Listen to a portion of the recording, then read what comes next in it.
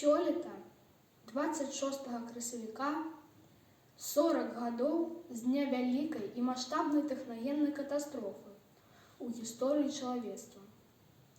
Аварыі на Чарнобыльскай АЭС. Яна стала агульнай бядой 3 славянскіх народаў. Чарнобыльская катастрофа падзяліла жыццё і час на 2 эпохі – да і пасля Чарнобыля. Гэтая бяда-трагедыя жыве ў памяці нашага народа, адгукаецца ў сэрцы многіх людзей смуткам і болем. Міхась Пазнякоў.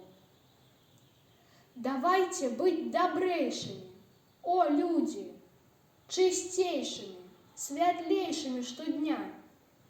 Дарыць адзін другому усмешкі будем і пачувацца шчыра, як радня.